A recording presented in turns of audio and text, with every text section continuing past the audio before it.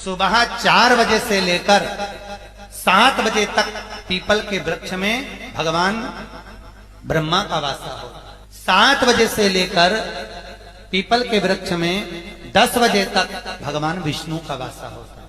10 बजे से लेकर 11:30 बजे तक पीपल के वृक्ष में पितरों का वास प्रारंभ होता है।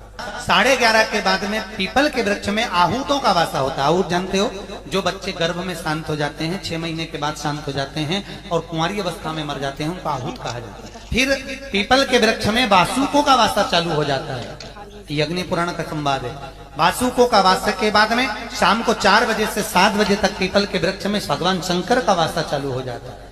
7 बजे के बाद में पीपल के वृक्ष में रात्रि को 8 बजे से 9:30 बजे तक पीपल के वृक्ष में कुबेर का वासा होता है। इसलिए दीप को 9 बजे जो पीपल के पेड़ के नीचे घी का और एक तेल का दिया लगा देता है, उसके यहाँ कभी संपदा की कमी नहीं होती।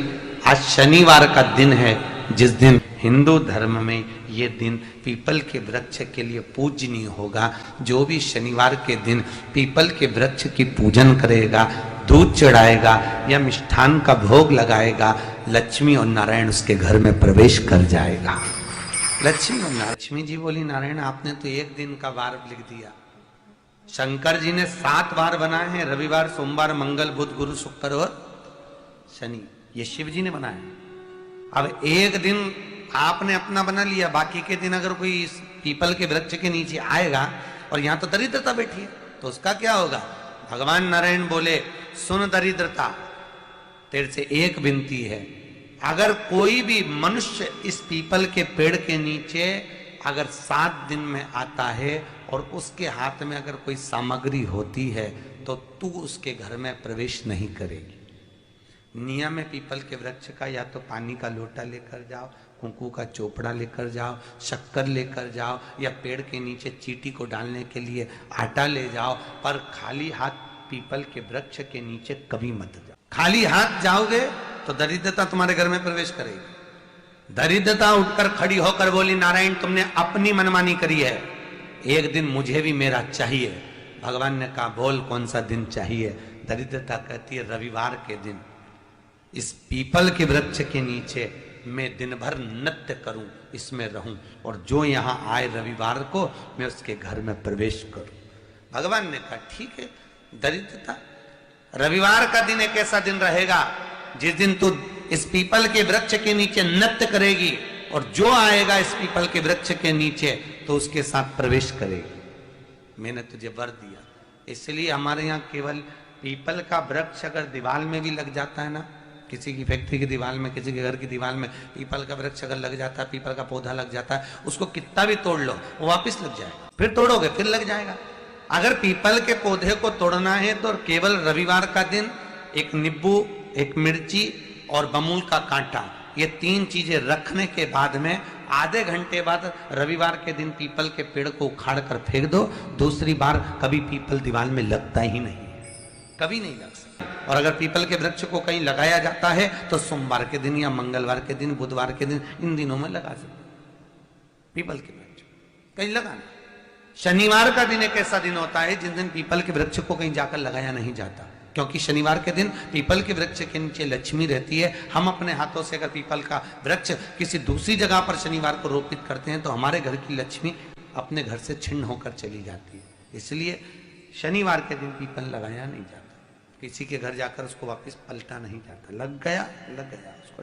प्रभु मेरी धर्म पत्नी को कहाँ रखूं आप बताओ? वो तो जहां यज्ञ होता है, अनुष्ठान होता है, दान होता है, पुण्य होता है, सत्कर्म होता है, वहां जाने को तैयार नहीं। अब करूं क्या? भगवान ने बोला, एक काम करो। दुर्वासा जी बोले, जिसके यहाँ रात्रि में बर्तन झूठे पड़े रहते हो उसके घर में इस दरिद्रता को लेकर तुम प्रवेश कर जाना। जिसके यहाँ रात्रि में बर्तन झूठे पड़े हो वहां लेकर प्रवेश कर जाओ। दूसरी जगह दुर्वासा जी बोले, जो स्त्री घर में दोपहर के समय पर सो रही हो उसके घर में इसको लेकर प्रवेश कर। जो स्त्री दोपहर के समय में घर पर सो रही हो, इस दरिद्रता को लेकर प्रवेश कर जाइए।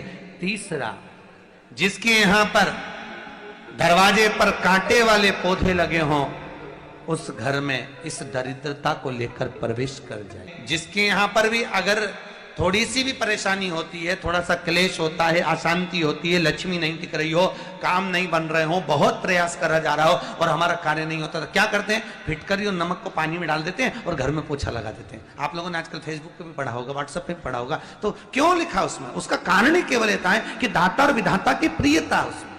माता ख्याति के जो 4 बच्चे हुए, इसमें जो सुबह 4 बजे से लेकर 7 बजे तक पीपल के वृक्ष में भगवान ब्रह्मा का वासा होता है। 7 बजे से लेकर पीपल के वृक्ष में 10 बजे तक भगवान विष्णु का वासा होता है। 10 बजे से लेकर 11:30 बजे तक पीपल के वृक्ष में पितरों का वास प्रारंभ होता है।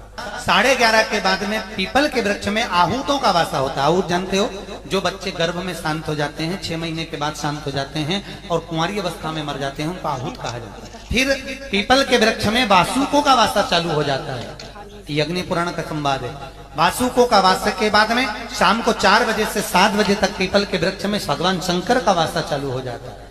7 बजे के बाद में पीपल के वृक्ष में रात्रि को 8 बजे से 9:30 बजे तक पीपल के वृक्ष में कुबेर का वासा होता है। इसलिए दीप को 9 बजे जो पीपल के पेड़ के नीचे घी का और एक तेल का दिया लगा देता है, उसके यहाँ कभी संपदा की कमी नहीं होती।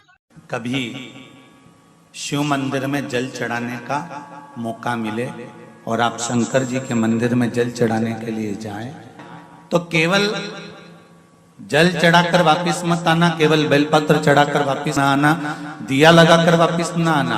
आते आते बाबा भोलेनाथ जी से ये भी पूछ कर आना, बाबा आप मंदिर में बैठे रहते हो, बहुत दिन हो गए आपको बैठे बैठे, चलो आज मैं आपको मेरे साथ लेकर चलती हूँ और मेरे घर तक लेकर चलती हूँ। श्री शिवाय नमस्तुभ्यम।